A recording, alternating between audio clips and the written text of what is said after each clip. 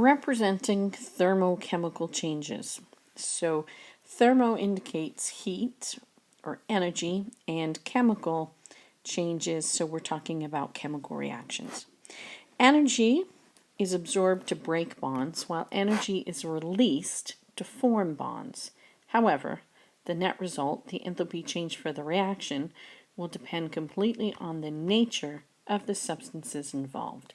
So the net reaction, the net change for the reaction will either be endothermic or exothermic, and it depends on the substance involved. So there's 4 different ways to represent thermochemical changes. The first 2 are by thermochemical equations, and they're different, and I'll explain how. The third is representing the change using a molar enthalpy. And the fourth way is using potential energy diagrams. So thermochemical equations first. These are just chemical equations like we've done before, but they have the energy change included for the reaction. And there's 2 different ways to represent them. So the first way is energy is represented as part of the equation. So it's either a reactant or a product. It is a reactant if energy is going into the system. So that is for endothermic reactions.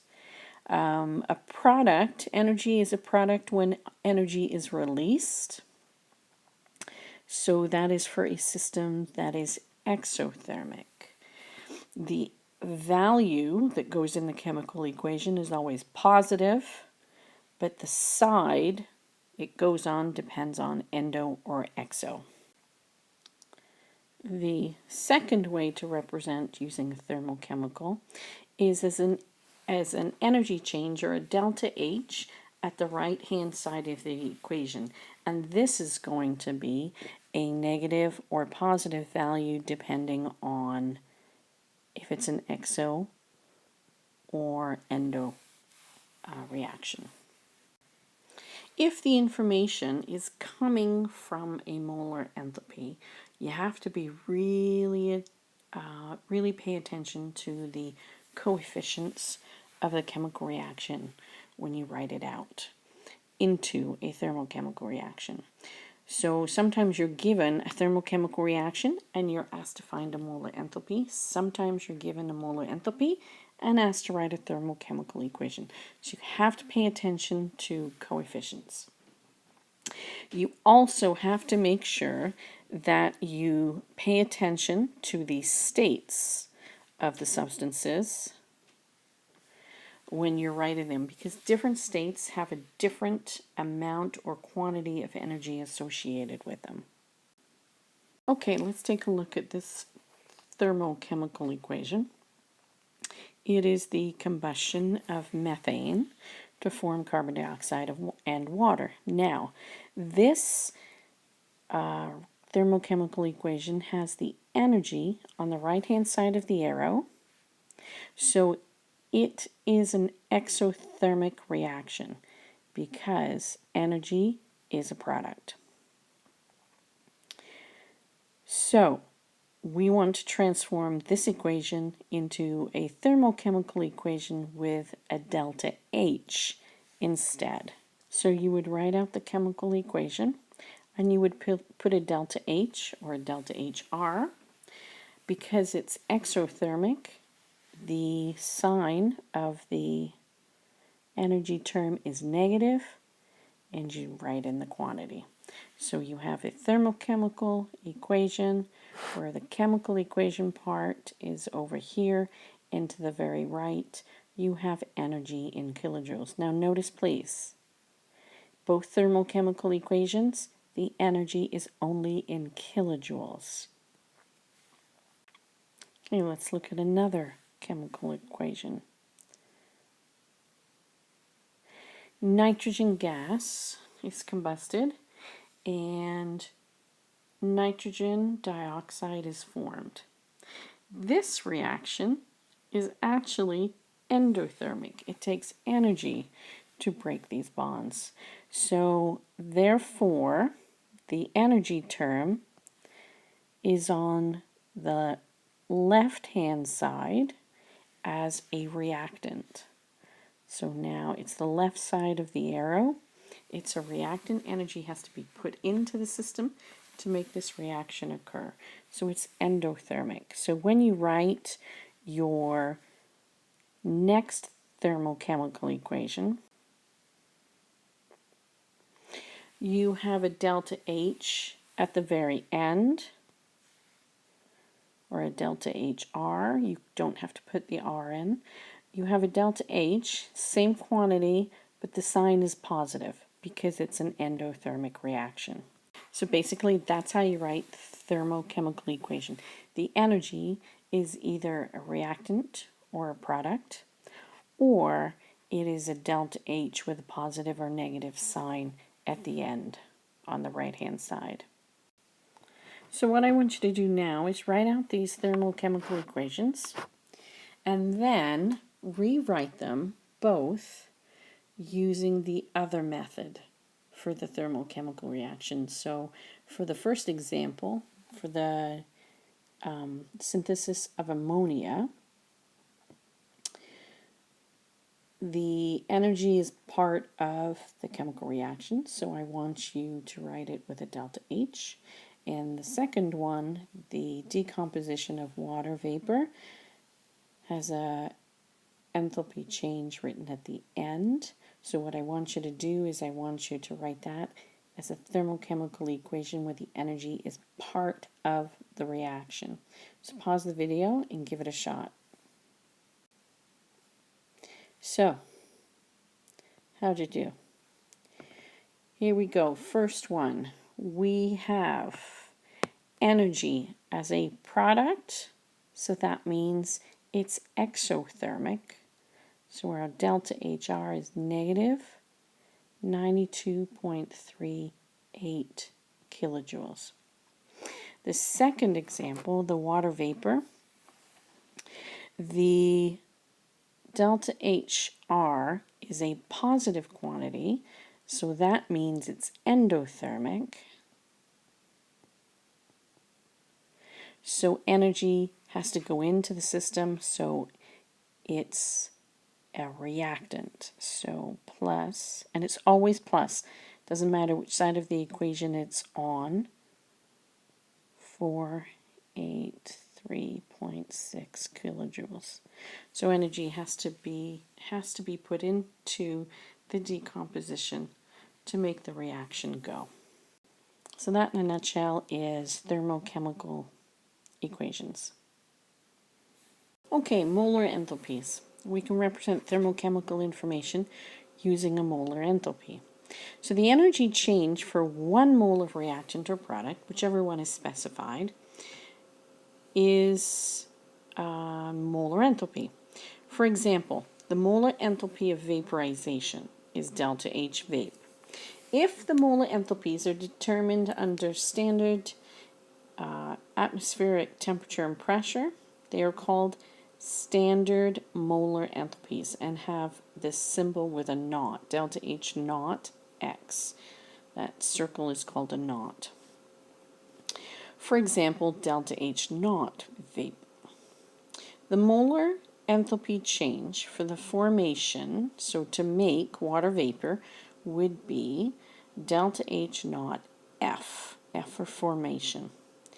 And the energy for this is negative 241.8 kilojoules per mole. So that means 241.8 kilojoules of energy are released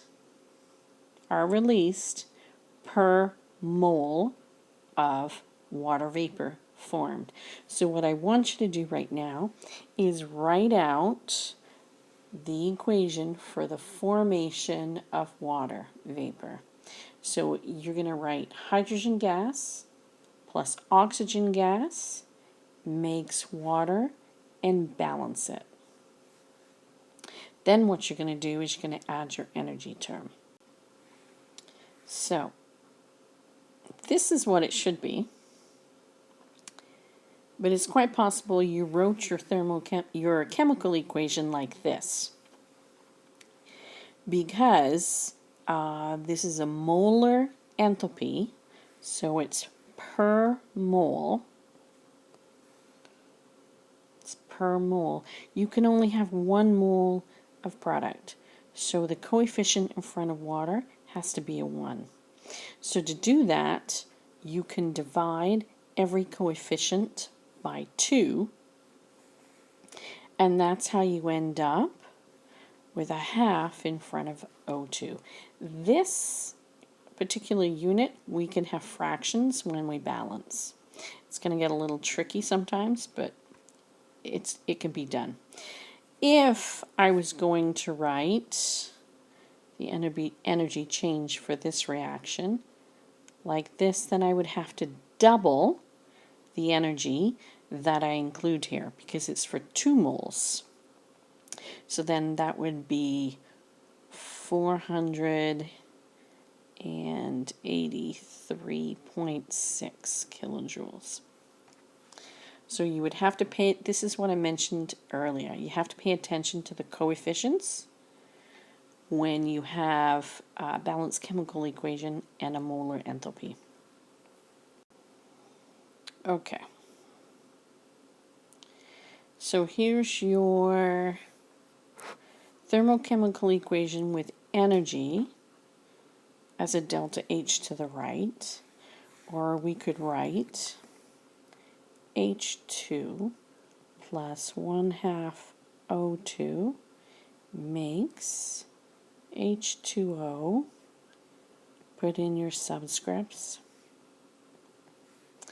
plus, because it's always plus when you have it in a chemical reaction, because it's like it was a product or a reactant, and you always put pluses between them in a chemical reaction, 241.8 kilojoules.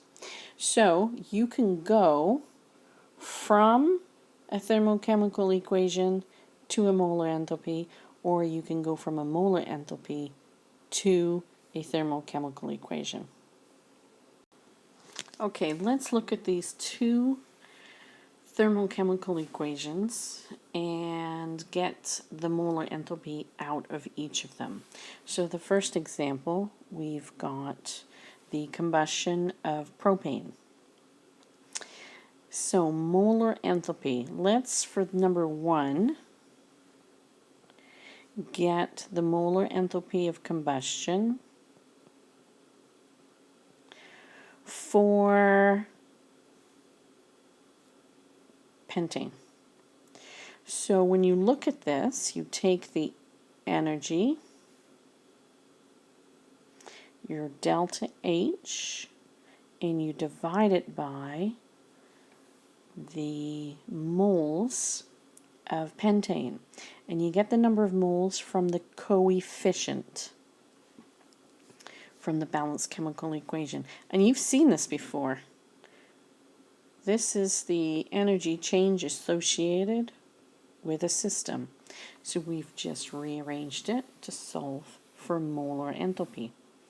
So you take your 3,509 kilojoules. Pay attention to where it is. It is on the right-hand side, so it's exothermic. So our sign of our delta H is negative. And the coefficient for pentane is 1. So divided by 1 mole. So the molar enthalpy of combustion for pentane is minus 3,509 kilojoules per mole. When we look at the second thermochemical equation,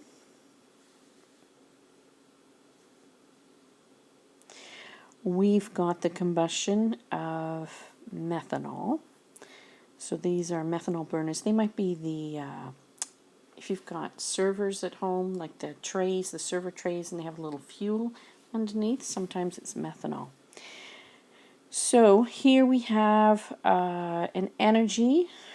The thermochemical energy is over here at the end. It's negative 726.1 kilojoules.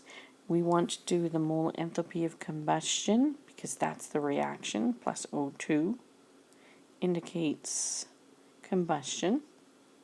We want to take the enthalpy change, divide it by the number of moles. So negative 726.1 kilojoules. And now the coefficient in front of methanol is a 2. So you divide, we divide by 2 moles. So the molar enthalpy of combustion for methanol is negative 363.05 kilojoules per mole. So that is how you go from thermochemical equations to molar enthalpies. The fourth way to represent thermochemical equations or thermochemical reactions is through energy level diagrams or enthalpy diagrams. So the relative positions of the reactants and products are always shown, and the enthalpy change for the reactions also.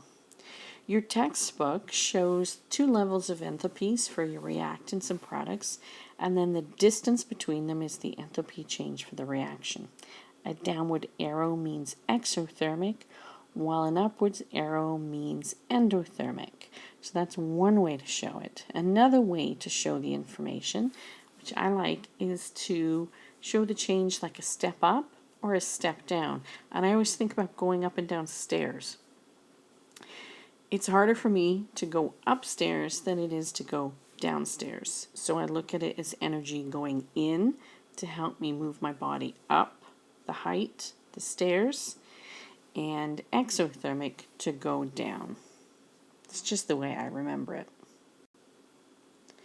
So exothermic reactions, you're releasing energy because there's less stored potential energy. There's less stored potential energy in the bonds in your products. So the difference in energy is the delta H. Difference between the stored potential energy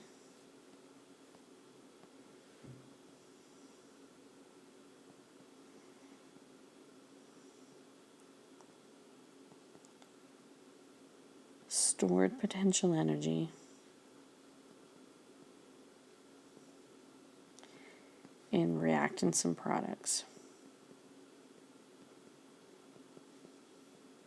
So if your products have less stored potential energy, energy is released. It's exothermic, and it's a step down. And endothermic reaction, your stored products have more energy stored in the bonds than the reactants. So it's endothermic. You have to put energy into the new bonds. So it's a step up. So that's the 4 ways to represent thermochemical changes. So you have chemical changes and there's an energy term associated with them. So the first 2 are writing 2 different thermochemical equations.